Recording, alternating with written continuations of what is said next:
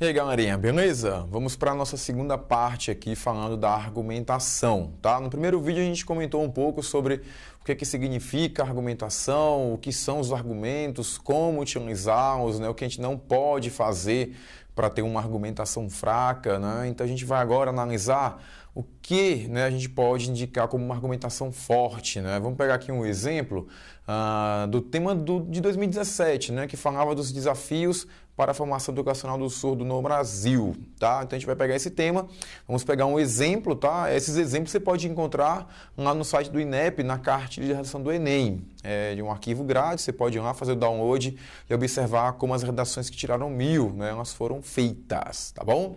Então é o seguinte, ó, a gente vai pegar aqui, por exemplo, no começo, tá? Já coloquei o texto de 2017, tá aqui o tema. E os argumentos utilizados pelo candidato ou candidata foram dois, tá? Primeiro, a pessoa vai fundamentar a sua tese falando de negligência governamental e também questão de preconceito da sociedade. Tá? A gente vai ter aqui dois argumentos e a gente pode até inserir isso naquela noção de causa e consequência. Se o governo não dá uma assistência, né, a uma pessoa que precisa, isso acaba gerando uma espécie de preconceito, né? A gente pode observar, por exemplo, que o surdo ele sofre assim, um grave preconceito em relação à sociedade. A sociedade vê o surdo como uma pessoa incapaz, por exemplo. A gente sabe que isso não é verdade. Existem pessoas surdas por aí que, né, acabam fazendo tudo que a gente faz, né? Com exceção em relação à emissão de sons, à fala, né? Então o surdo ele não pode ser discriminado, ele não pode ser tratado de maneira diferente, né? O surdo é uma pessoa como a gente é, por exemplo. Então, essa questão que o candidato levanta aqui, a candidata, né, é de negligência governamental, isso vai gerar um preconceito social, tá certo? Vamos pegar um exemplo aqui, então, de uma argumentação. Eu vou ler aqui, mas você pode ir pausando o vídeo caso tenha alguma dúvida ou não entenda, né, o que eu expliquei, tá legal? Então é o seguinte, ó, esse aqui deve ser o segundo, é o segundo parágrafo da redação lá do aluno da aluna, que fala o seguinte: a Constituição Cidadã de 88 garante educação inclusiva, né, de qualidade aos deficientes, tá certo? Todavia, o Poder Executivo não efetiva, pessoal, esse direito. Então, começou falando aqui de uma questão governamental, está citando ali a Constituição. E você vai lembrar o que eu falei anteriormente, no vídeo passado, né? Quando você vai argumentar, tente fazer isso de maneira que você fuja do senso comum. Como a pessoa está fazendo aqui, ó, ela está citando a Constituição Cidadã, está falando aqui no caso do Poder Executivo, tá certo? Consoante Aristóteles, no livro Ética a Nicômaco, né? Então a pessoa já citou Aristóteles, citou um livro do Aristóteles ainda, tá? A política serve para garantir a felicidade dos cidadãos, né? Logo, se verifica que esse conceito encontra-se deturpado no Brasil.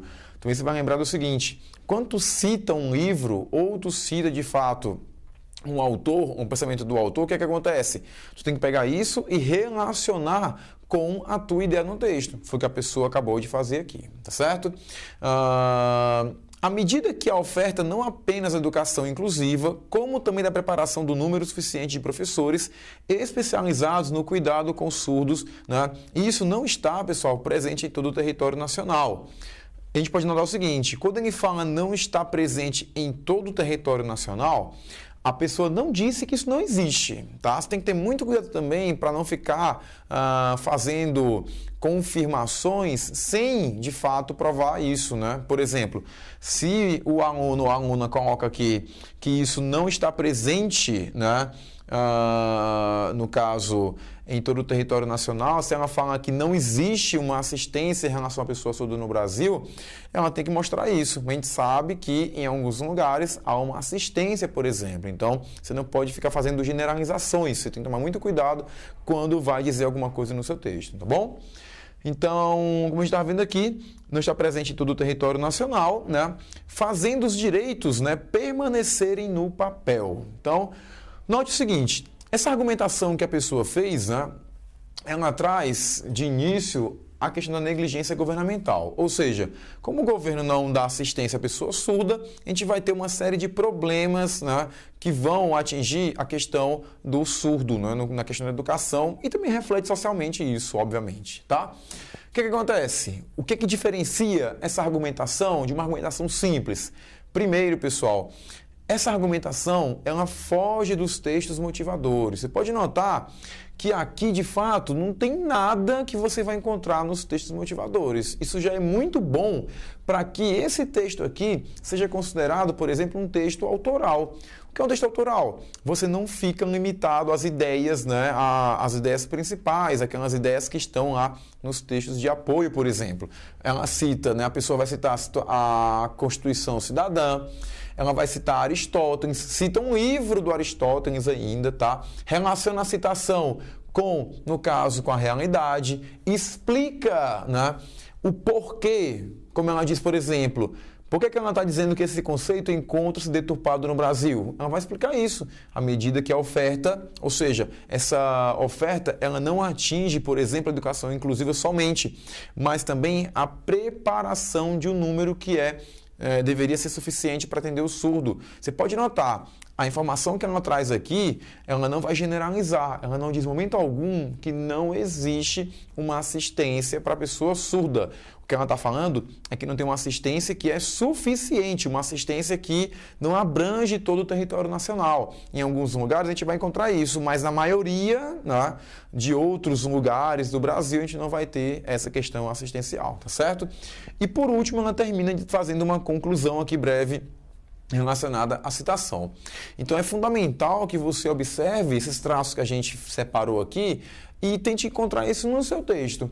A sua redação, para ser uma redação, como eu disse, diferenciada, uma redação criativa, ela tem que apresentar um argumento como esse daqui, que fundamenta a sua opinião. Então, assim, lá no primeiro parágrafo, ela citou que, de fato, os desafios para o surdo na educação tem uma questão governamental, aqui a pessoa consegue convencer, né, o leitor de que isso, de fato, né, é verdade, que é algo presente no Brasil, por exemplo. Então, o seu texto ele tem que aparecer, né, de forma assim, bem direta em relação aos argumentos.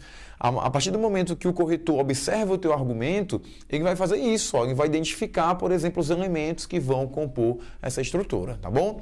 Então aqui a gente consegue ver como se faz uma argumentação consistente, uma argumentação que é diferenciada, uma argumentação que foge do senso comum. Lembre-se, a sua redação, para ela ser uma redação boa, inclusive na parte da argumentação, tem que ter detalhes. Se você não detalhar, como é feito aqui, por exemplo, você vai ter uma redação de uma nota mediana ou então uma nota baixa. Tá legal? Então a gente vai ver outros vídeos para falar, né, proposta de intervenção, essa questão do texto autoral, para você conseguir obter uma nota 1000. Beleza? Então, no mais é isso. Muito obrigado a todos e até a próxima.